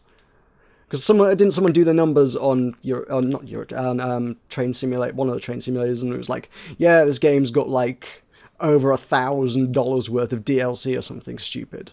Yeah, I think the number was actually a lot higher than that, but yeah, you're right. I think so. So anyways, if it's got a $20 price point, and that's why I'm not complaining too much. Fair play. So other than that, I've been playing Darkest Dungeon, which came out recently out of Steam Early Access. I think it was in Early Access for about a year, was it? Yeah, that's what I've been hearing. And I never got into it in the first instance, but everyone's saying it's like, it was good everyone was saying it was good when it came on Early Access, and everyone's saying it's like crazy good now. Right. I should probably look at it at some stage. So, yeah, that's what I've heard as well. And I didn't play it in Early Access because it's not my kind of game. There's a lot of RNG, right? It's roguelite type of mechanics. And it's turn-based as well, which I don't like roguelites and I don't like turn-based fighting at all. So I'm like, hey, the game's pretty. I like the way it looks, but it's just not for me. And then I found out that it was very Lovecraftian. And of course, that's about the easiest way you can turn me on to a game. So I jumped in it because I wanted to see the story. And the narrator for the game, I mean, he is phenomenal. His name is Wayne. Oh, crap. What's his last name? I forget. Anyways, the narrator has done audiobooks of H.P. Lovecraft works. And he is on the level, I'd say, of like the Bastion narrator. Oh, very good. Right. Which maybe not as quite as high, because the Bastion narrator is like the top of the line. That sets the bar, I think, in my opinion, anyways. But he's right up there. The narration is excellent. It really helps set the mood, and it really immerses you in the game. It's fantastic. Anyways, it's like a moving graphic novel in a way. I love the aesthetic, and the RNG and the turn-based stuff didn't bother me too much, I suppose. Again, the turn-based is really hard for me to get by, but I liked everything else enough that I was able to be okay with the turn-based stuff to make me enjoy the game. So yeah, I actually recommend it. I think it's $20, I believe, on release. Okay. But anyway. Yeah, you're not the only person to recommend it, but I don't do good games, we know that. I've been playing The Aquatic Adventure of the Last Human. Oh, I remember looking at that, and I never did play that, so tell us about that. All right, so you are the last human who, coming from the future, I suppose, going back, or maybe not the future, but from far away from Earth, in a way, coming back to Earth to find the remnants of the human race, because we destroyed ourselves through war and pollution and all that savagery type stuff. So anyways, you're exploring Earth, looking at the fallen human civilization. And basically, long story short, it's just like a Metroidvania type of game. It's a boss fight type. I guess it's not like Titan Souls. That was the vibe I got when I looked at it. I was like, it is pretty pixel art about fighting giant things. Like that smells of Titan Souls, and Titan Souls was excellent. Right. I didn't play Titan Souls, but I know a little bit about it, and that's kind of what you're right on. It's kind of like that. So if you like the pixel art style of game, then perhaps that might be for you. I don't like boss fight games at all, and I don't like Metroidvanias, but the aesthetic alone is what got me to try it out. Does look very pretty. It's a pretty game. I like it. Cool. Anything else? I have started. We were talking about Strangelands Minecraft earlier, and we will be replacing survival multiplayer with a new map. It's kind of like a chain world. I know there's been a couple of chain worlds going around on their YouTubes for a couple of years now. It's going to be a lot like that. It's just going to be better in a way. There's going to be it's going to be like a merging between several different Minecraft genres, all inside of a chain world. It's going to be crazy. Is Spleef a genre? No, not fucking Spleef. It's a genre. No, it's not a genre. It's a type of game within a genre. What It's about a Quick Build PvP Challenge? game. Huh? Or what about Quick Build Challenge? Or quartz? No. Will it be quartz mining? Oh, you can have a game mode that's quartz mining 101, where like you see who can mine the most quartz in like an hour. This is the type of game that you generally don't want to go into the Nether, because it's going to be too dangerous. Anyways, it's a chain world that is it's survival ultra hardcore, and there'll be other aspects of other types of Minecraft genres, like complete the monument within this chain world, and that's all I want to say about that. This reminds me of Burgasms, his old 10 Heart series, when he had to beat the Ender Dragon in Wither in ultra hardcore mode without ever using a crafting table. And I remember his trip into the Nether to fight blazes to get blaze powder, and with no armor. That was. Oh. Just Well, no, I'm not gonna say you're not allowed to use a crafting table. There'll be restrictions, but not like that. no, it was beautiful, man. Because it was just like any damage you take, you can't heal ever. Okay. Yeah, that's what this will be. Yeah, There'll be no healing at all in this yeah, channel. I know. Yeah. But it's sad, man. It's sad. It's gonna be like, but I mean, like you won't have beating the dragon as an objective, I assume. Well, yes, I mean you can beat the dragon. I mean that's pretty much when you have it is a survival world. So when you're in a survival world, you pretty much got to beat the dragon eventually, right? Hey, maybe you could ask. I'll just say that beating the dragon in this chain world is a minor event in a way. The game does not end when you beat the dragon at all. Well, this is all very tantalizing, isn't it? What do you think this is going to be, Virta? I hope it will be good. Oh, okay. I think it will be. I'm actually really excited to do this because I don't think anybody else has done something like this before. I don't want to say that with complete certainty because it's Minecraft and everything's been done to death in Minecraft. But I don't know of any other world that's like this, and that's why I'm excited. Well, so when are we going to find out about it? I want to get it done by my current goal is for it to launch, I think, on March 9th, because that is when Strangelands launched, I believe, if I remember correctly. So that's my goal. I was doing pretty well, but I'm kind of falling behind on it right now, so I'm not going to guarantee it, but that would be the goal. Yeah, happiness joy. Yep. Cool.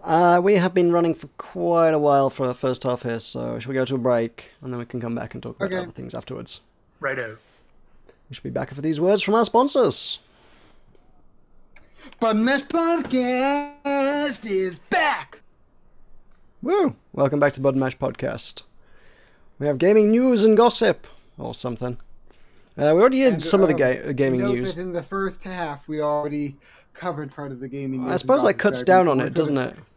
Yeah, so we're sort of coming in media res, as it were. Sure.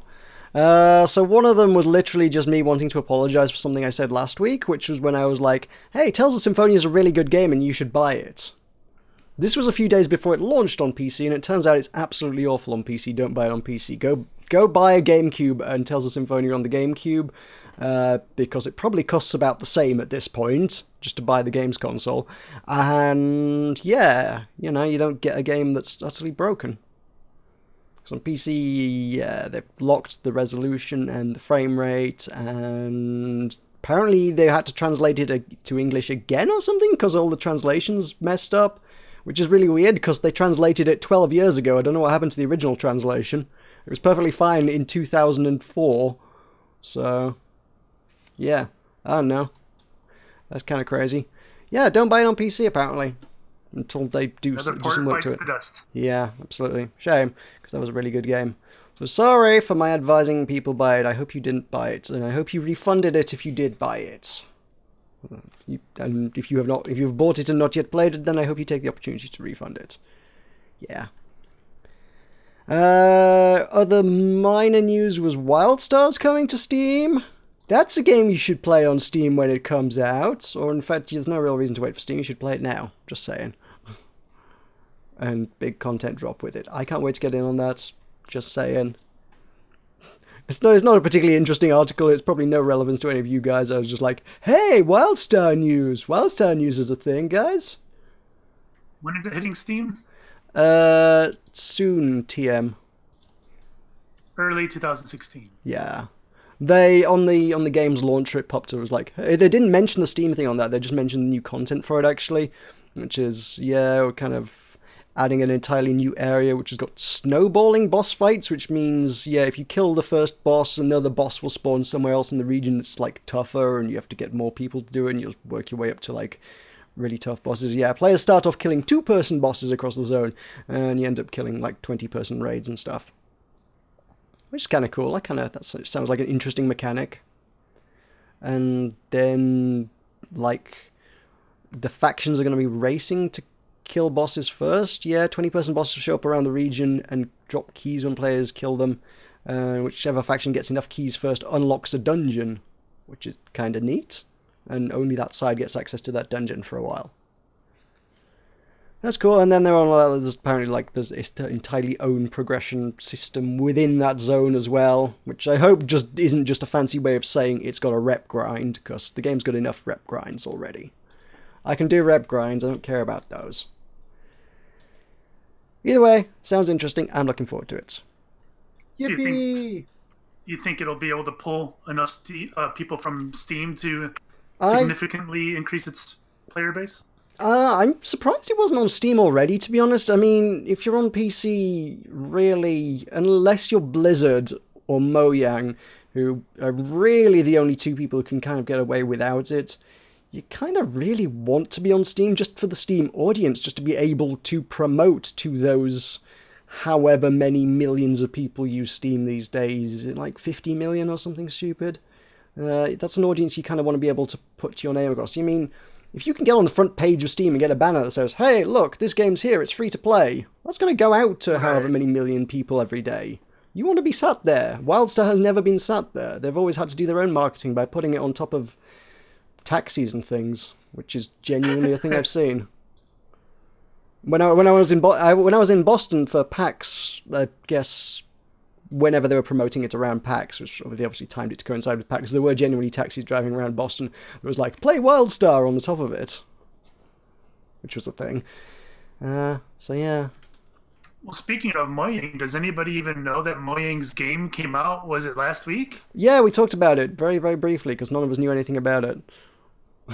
Do you know anything about it? No. I remember them announcing it a long time ago. But yeah, I was looking through new releases and I'm like, oh, well I didn't see anything for that recently. Well, it was Jeb's game, wasn't it? It was the Oxeye Studios thing that kind of just got folded into Mojang, I guess, and was just kind of like, yeah, I guess Mojang's kind of finishing this now, I guess. It was kind of the way that worked. I guess it was technically developed by Oxeye and published by Mojang. I don't know. It's clearly not made the splash that Minecraft did, let's be honest. No, but, I mean, I haven't heard anybody. Let's see, what does Steam say about it? I mean, for all... I was going to say, yeah, for all... Did you just bring this up because I mentioned Mojang in relation to Steam? Yeah. All right. Yeah, and then so that kind of goes to show that even Mojang can't push anything else. I mean, they did Scrolls as well, and Scrolls flopped. So, yeah, Mojang are literally only excluded as far as Minecraft goes. Everything else they still push and don't succeed with. They are a one-hit wonder, I think, very much so. Well, it's got pretty positive reviews, and to be honest, I mean, it doesn't look fantastic, but it looks like a game that I'd be willing to try. Just. Oh yeah. By no stretch does it look like, oh my god, this is garbage. But yeah, it's not Minecraft. It's not going to earn anyone $2 billion and the most expensive mansion in Hollywood. Is it? But it looks like it's got some... Blitz owns the game. I guess that's not a terribly big surprise, is it? Blitz owns all the things. Everything I have on Steam was like, oh, Blitz has got that. Oh, Blitz has got that. Yep. And I own a ridiculous amount of things. I have 829 games on Steam. Blitz, I'm pretty sure, owns all of them. Actually, no, he probably never bought Herky Cheese. I'll be honest about that one. I probably have Herky Cheese. I don't think he has that. You need to gift him those. I might do. They are 80% off. I could buy the entire collection for less than the standard retail price of one of the games. Just for the lols. Just for the lols, yeah. And just to support good developers, you know. No. Think about this in terms of beer prices, man. For the price of a beer, you can buy like all the Herky Cheeses and then gift them to all Strangelands. And then for the 2-year anniversary of Strangelands, we can have a giant, Strangelands group event where we all play Herky Cheese together. Oh my god! Do you know what we could do? If we all got Herky Cheese and all played Herky Cheese at the same time, if we all live streamed it at the same time, we could get it to be the biggest game on YouTube Gaming between us. That would be hilarious. So when people are like, oh, I wonder what's on YouTube Gamer, it's like 10 people are playing Hercules. So they're like, what? It'll be right there at the top because it'll be the most played game. Do the Fixxxer, please. I don't know why you think people are going to watch me. I don't stream. Well, you should stream. And you would be seen because you would be playing the most popular game on YouTube. That's very true. That's my entire theory there. We'll see about that. Beautiful. Yeah. Yeah. Okay, the only interesting article I spotted this week was one of the big piracy groups has decided to stop cracking games purely for the purposes of basically analysing the numbers and seeing whether just to see what impact piracy actually does have on games. Because, you know, since time immemorial, developers have been like, oh, every pirated copy is a sale lost, and most people with a brain cell have been like, that's not how that works, because a lot of those people wouldn't have bought the game anyway. So I think the most interesting is, like, we can actually kind of have a look at the numbers and see whether that adds up or not. So it's the article says that this person claims that anti-piracy measures on PC games will be so advanced by 2018 that it'll probably, or it may bring about an end to pirated games. I don't know. That is a current speculation, yeah, because it was Just Cause 3. Apparently they never actually managed to break the DRM on it. So to date, you cannot get a pirated copy of Just Cause 3, which is no bad thing because it's not a great game anyway, and probably won't run on your PC unless you've got 12 Titans. I don't know. I'd say give it time. Someone will eventually crack it. Well, I think it sounds like they gave up on it. They were like, oh, I can't be bothered cracking this anymore. Well, these people may have, but I'm sure someone else will eventually get it. Yeah, I mean, that is kind of the thing about your cracking scene is it's always a race to see who can do it first so they can, claim it. So I guess there probably will be people out there be like, yeah, we're the ones who did Just Cause 3. Nobody else managed to do it. It's like climbing Everest or something, but with piracy, software piracy. Yeah. This doesn't exactly affect me, so I don't know. I don't really care. No, but if these guys think piracy ends and is going to end, then I don't know. I just think somebody else will pick up the mantle, Yeah, well, there's plenty of developers. It's not going to end piracy because there are plenty of developers who won't go through DRM, and that stuff's always going to get pirated. So you can't say it's going to end piracy. It might end. I mean, assuming there was some sort of perfect DRM, it might end cracking, but I can't imagine some kind of. I can't envision a perfect DRM. I mean, the Denuovo system for Just Cause 3, which has not been cracked. I don't know what that does from a player perspective. Usually, you find these systems tend to be something that's really, really bad for the consumer. I feel like Just Cause 3, does that have an always-on kind of system thing? Is that what that is? I don't know, but I find it interesting that it's Just Cause 3, considering how much Just Cause 2 got cracked and modded and jacked with until eventually they made it a multiplayer game. Well, mods are kind of a different thing. You can't really equate piracy and mods just because DRM shouldn't stop people from modding a game. I wouldn't have thought, but yeah, Just Cause 3. I mean, does it not have? Is what I'm thinking. With that, I think the thing there is it presumably phones home to a server to say, "Hey, let's just check that this is legit." Oh, and also, alright, let's get some high scoreboards for everybody, so everybody can compete with each other for this single-player game where there's running around blowing shit up. So we can say, who blew up the most cows in the 30-second span of time? Right. Because that's what people want to be competing for when they're running around blowing stuff up just cause. I don't know. Just Cause 3 didn't look too appealing to me. I'm just going to stay away from that game. A friend of mine bought it. I played it a bit. We didn't play it for very long, to be honest, because it was boring as hell. It was Just Cause 2 mechanics with a few gimmicky extras set in the same world as every Ubisoft game. which was like, here's a big checklist of things to do. Make sure you go and do all of them in order to get 100% of all of the hidden things. I was like, this is not anything compelling enough to make me come back to this. I mean, I probably overdid Just Cause 2, because I played like 75 hours of Just Cause 2, I think, somewhere thereabouts. And by the end of that, I was like, you know what? I'm done. I have had my fill here. I have completed the Just Cause universe. For me, I don't need any more of this. So that particular game was just like, you know what? I'm good on blowing up random shit. I've done a lot of blowing up random shit, and I'm good on it now. I've had my fill. So yeah, I don't know. It sounded like they were wanting to stop this for like a year. I think it would be interesting to see that, but as you mentioned, other people aren't also going to stop. So if they don't crack a game, surely somebody else will, which might also defeat the point of them actually stopping and doing anything.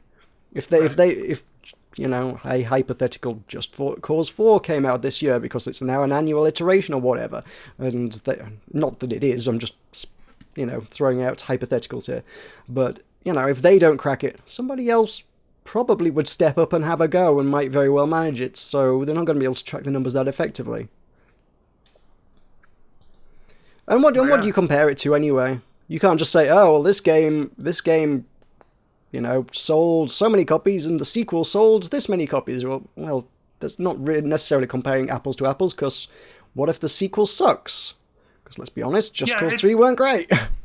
Right, well, it's impossible to get that kind of data. It just, all you're going to get is speculation. It's just impossible to get that kind of data.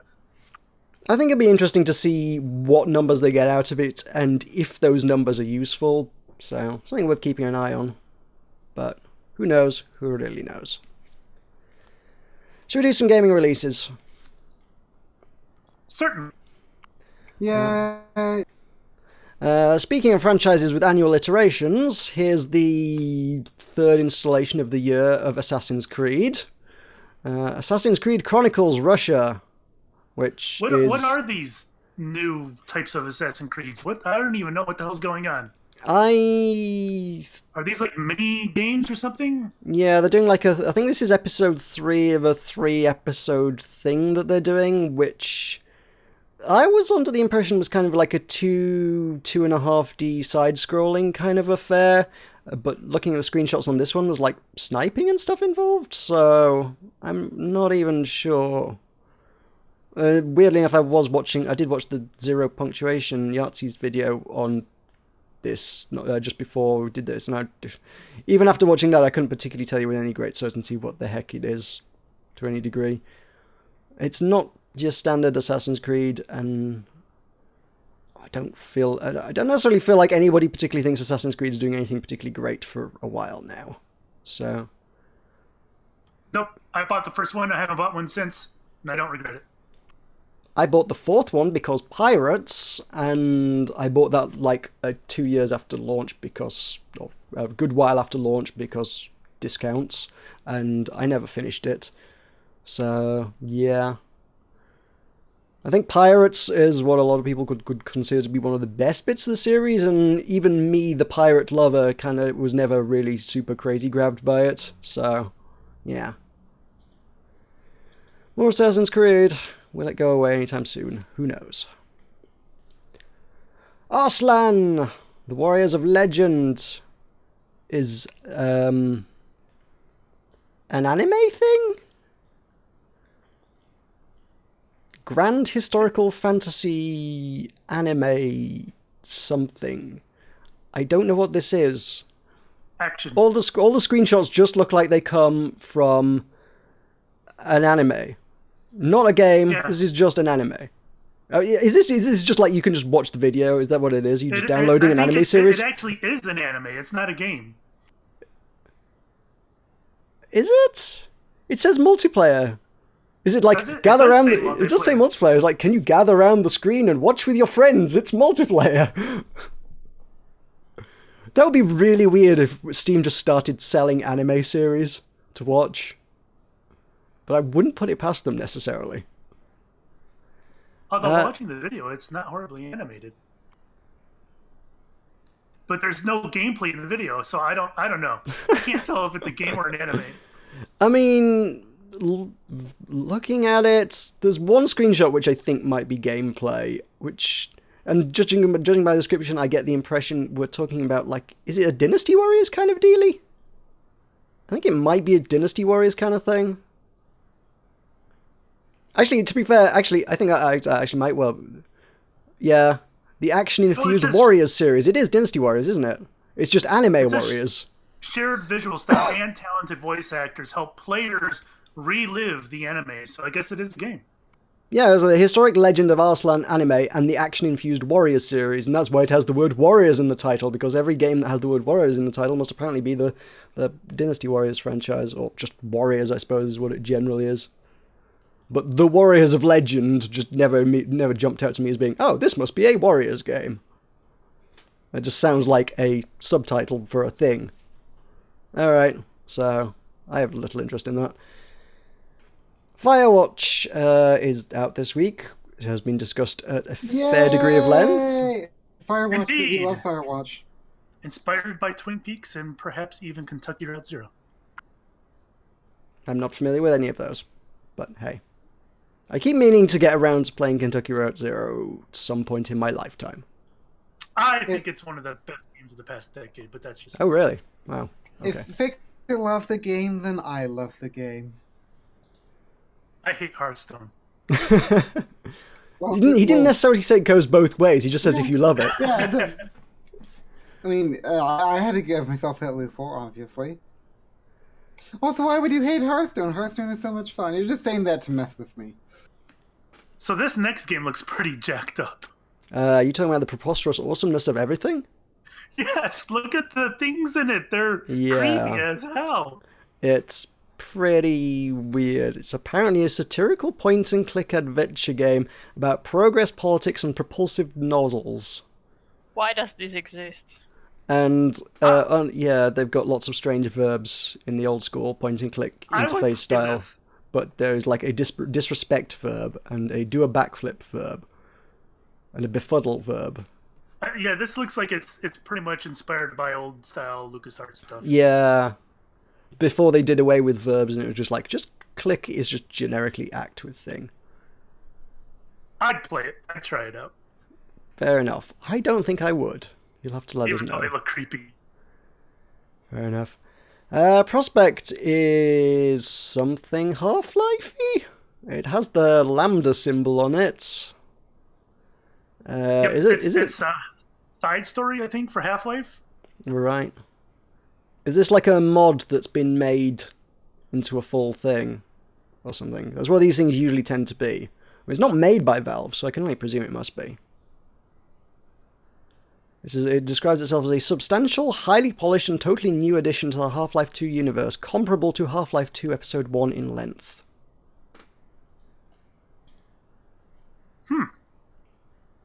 I guess that is pretty much what it is. I just think, even I can't speak for this because I have no idea what this one's about. I just think it's great that Valve is allowing for it to happen. Well, people want the Half-Life content, and they don't seem terribly inclined to be bothered with making any more of it themselves. So, Right. I suppose, yeah. I guess it's... I think it's a cool idea. I'll say, do Valve just say, hey, yeah, that's fine, or do they have to license it out? Because presumably they must make some money out of it. I mean, I guess if nothing else, they'll take their cut from the sales, but... Right, this has got to be done through Valve. That's how... I'm pretty sure that, what was it? Oh my gosh. The Mel store, Portal Stories Mel was done with Valve. Yeah, it would have been, yeah. But that presumably. one was free. Right. This one is $9. But Well, I'm I okay guess- with it, man. It contains strong language that may not be suitable for minors and younger audiences. Oh no! So, Tulkas, you can't play it. Why not? Oh, right, because I'm young. Oh. Yeah, you are a youngling. But I'm not a minor. You are when you go digging for quartz. Ooh. Do you see what I did there? Ooh, I got That's wrecked. awful. I wasn't going to recognize that, but Dreamcatcher Chronicles Manitou is a Professor Layton-y thing, I think. looks like hidden objects. Hidden object with puzzles. I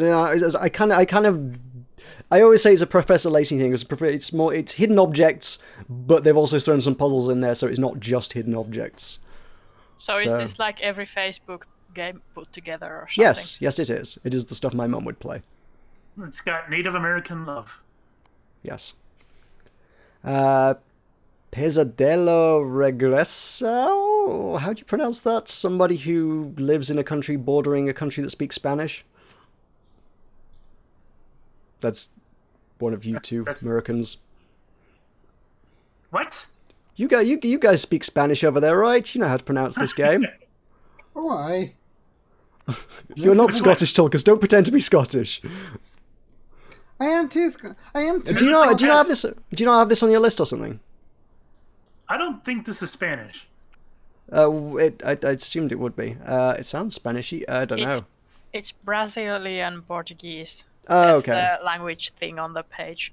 Well observed. Racist. Yes. How do you accept So that? that Hey, means I'm that British. Fixxxer should British know how to British people pronounce don't it learn better other than us. languages.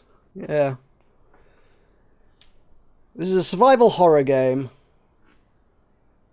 And it looks like a survival everything horror else is game. in English. Though. Usually it'll say, this game is not supported in English. So I presume there must be any. Yeah, they will have translated it into English, but how well that translation is going to be, I don't know. There's more than a few indie games out there with some slightly dubious translations. It may be that it doesn't need much of a translation, though, because to be honest, and it's a sequel. It's not. Yeah. It says there it's a sequel. fair enough. Anyway, I have no interest in survival horror. Spokojno, Back to the USSR 2.0 is out again this week. If only Will was here. Yeah, we need Will here because this is absolutely turning into Reverse Side 2.0. What the hell is this game? It is a Russian visual novel. Oh, it's not even a game? This is the fourth time, by the way, that we've announced that this game is going to be out. I think. Possibly. Somewhere in that ballpark. Yeah, this is one of those games that they just keep pushing back the release date by like a week or two at a time. And who knows what's happening with it. All I know is it has Doc Brown in it, and a lot of the characters feel like they come from Archer. Just judging by the screenshots. So, who knows? I'm intrigued to see if that ever comes out. Because it's probably not going to be out this week, let's be honest. Kirill! There's a guy in my high school named Kirill. Cool. Congratulations. He was from Ukraine or something. Or Poland. Poland it was. It was Poland. Doors. Doors is out this week. This door leads to bacon, the other door leads to death. Okay. It's a short atmospheric first-person logic game taking inspiration from Limbo and the Stanley Parable. Which basically means it's black and white, except there's two doors to pick. Yeah. They took the two doors... Go on, sorry. If you scroll to the very last picture, it looks like a shot straight from the Stanley Parable. Yeah, it really does. I think that's probably more just very much a straight nod to it, but it looks like they took the door picking mechanic from the Stanley Parable and turned that into an entire game whose entire visual aesthetic was Limbo. Yeah, so that sums it up. I think that's it. I think this game looks cool. It certainly looks... Well, Limbo was sounds gorgeous. interesting. Limbo was gorgeous. Yeah, but it's also been copied by every indie game since. Right. There's been tons of the whole silhouette. Yeah, that's been done to death at this stage. Utterly done to death, yeah. I would certainly be willing to take a look at that, because it sounds interesting. Yay! Dungelot, Shattered Lands is not actually out this week, that's soon, so who knows. What else we got? We got... Where am I up? I got a game that says it's coming out this week, but the release date is January? Question mark? What's going on there? Which Level one? level 22, Gary's Misadventures. It says release date 29th of January 2016, available 12th of February. Okay. Don't know what that is. That's... The first stealth game set in the merciless and frantic world of work. I think that's probably accurate, yes. I can't imagine there being too many stealth games set around the office. So Gary is late for work, and he's got to stealth up to his cubicle. Is the game. Which is presumably up on level 22. Fair enough. They don't have elevators. Apparently not. Well, at least not one that his boss wouldn't see him coming out of. Would let him skip a good number of the floors, though. You know, if he went in on the ground floor, took the elevator up to 21, and then snuck to 22, it would save a lot of work. The Renegades of Orion 2.0. A long time ago in another dimension called the Astral Plane began a great battle. The battle was between the forces of light against the Renegades of Orion. And it's a kind of weird-looking bullet hell-y shmuppy thing, I guess? Yep, you pretty much lost me at bullet hell and shmup. I think Well, those are things that are normally really of interest to me, but this just looks bizarre. I do not think this looks like a very good game. I don't think it does either, to be quite honest, no. It's just, it's very, very visually confusing. Yeah, there's too much of Yeah. everything. And I played some visually confusing shmups in my time, and that's just too much. Snake Escape! Who introduces us to the game with Mr. Apple.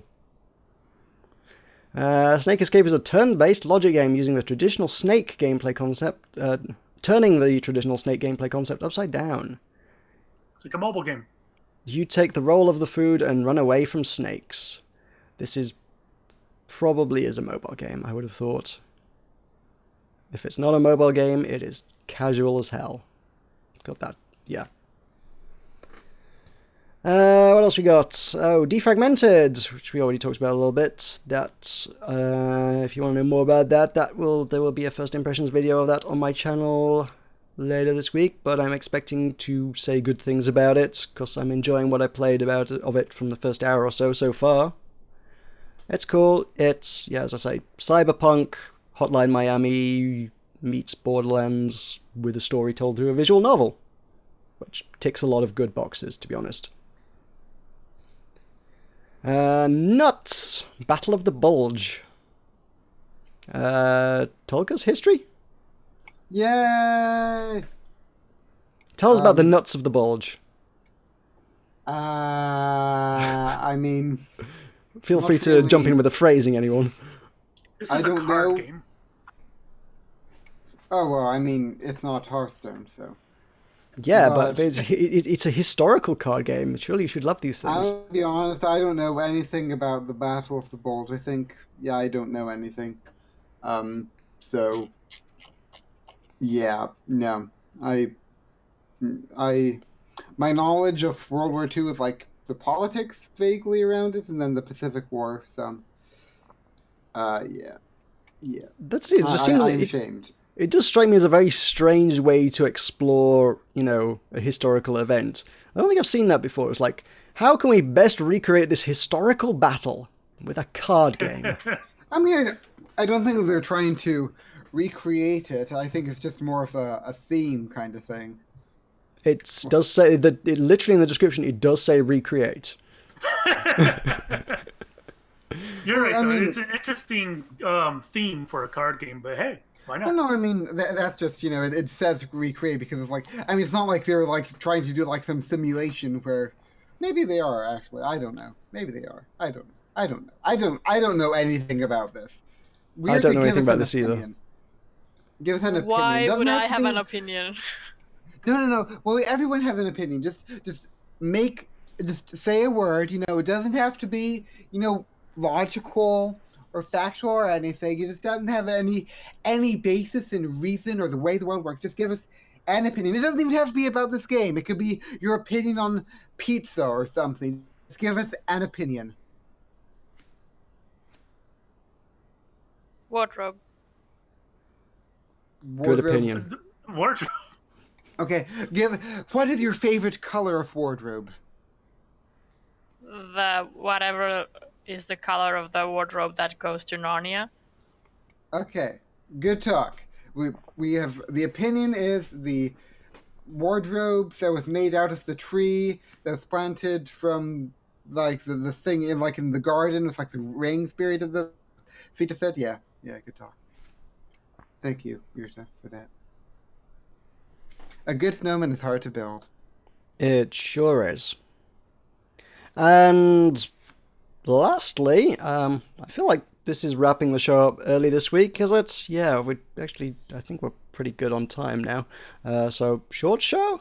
Finally, Kindred Spirits on the Roof, which is the Animus. Kindred spirits on the roof, la la la la la. Kindred spirits on the roof, la la la la la la. This is a Yuri visual novel, yes. About ladies dating ladies, if you're into the ladies. Like, a lot. Weird as a lady. Is she a lady into the ladies? I'm not sure if this is a topic we should discuss. Maybe not. Either way, there's Animus if you are a lady into the ladies. There you go. With my toothbrush in my mouth, she comes to my mind. I'd like to see her again today. Tulkas, you should totally do a reading of you should Tulkas, you need to play through this game on your channel. I suddenly rushed to get out the door. And you need to do all the voice acting for it as well, by the way. I run straight ahead. Go on. It's okay. Okay. Just go. And then there's no. What are you doing? More words for me to say. Oh, you've run out of words. Okay. I ran out of words. That's what happens with this go, stream of Cheers, go! I've decided to you. I've decided to you. That's correct. Anyway, that is probably going to do us for the week. All that remains is for us to push all of our things to you so that you may go and watch them. So, Fixxxer, why don't you tell us what you're doing, where people can find it?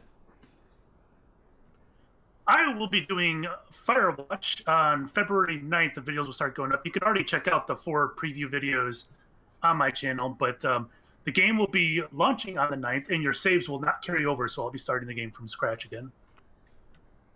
So, we got that. Typical GeoGuessr stuff going on the channel. We play with the Strangelands group GeoGuessr type of thing. Real fun. RimWorld, if you guys are into RimWorld, which is kind of like Dwarf Fortress, only prettier. Got some RimWorld going on. And, of course, Secret Hitler, which is all the rage. Strangelands playing Secret Hitler over at youtube.com/FixxerTV. Yeah, my secret Hitler has been getting surprisingly good views. People can't get enough of it, man, because there's not a whole lot of content of Secret Hitler on the YouTubes. Yeah, but I mean, I would expect like your channels to absorb most of them. Mine's doing just fine. I'm not complaining. Happy days. Mine has done thoroughly mediocrely. Aww. So there you go. Go on.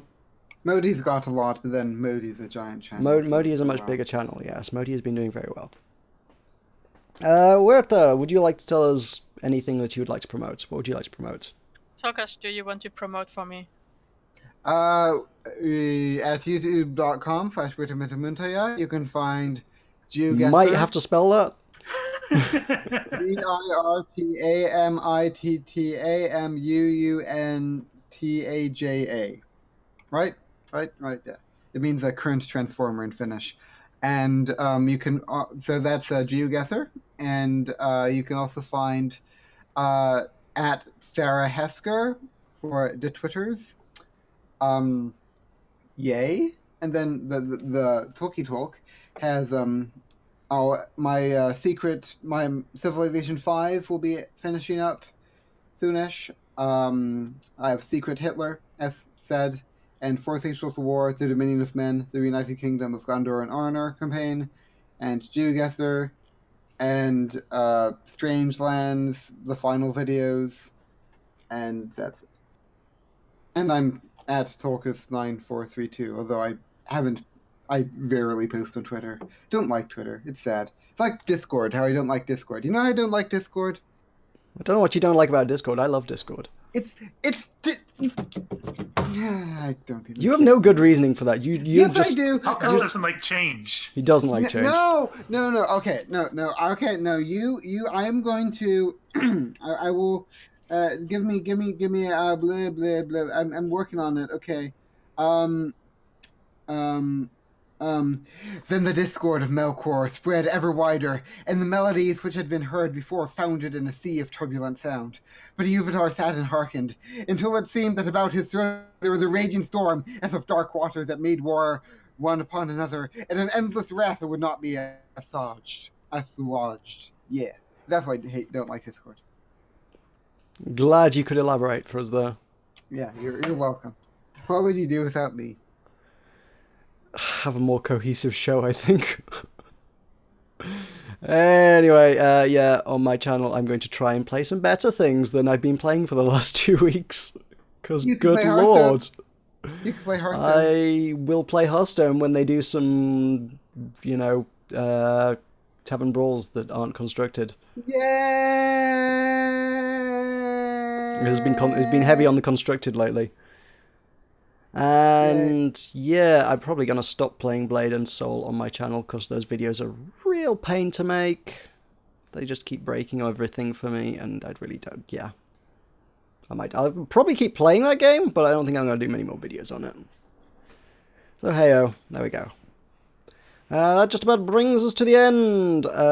Without Michael, I suppose I need to promote all our own things. So facebook.com/buttonmash, twitter.com/button_mash_UK. I don't need to promote the YouTube. patreon.com/buttonmash. And button-mash.net are things that you should probably go look at if you're interested in the things we do. Thank you very much for watching. Thank you guys for joining me. Thank you, Tulkas, Virta, and Fixxxer. Cheers. Yay. Bye. We have been the Button Mash Podcast, and we will see you next week. Bye.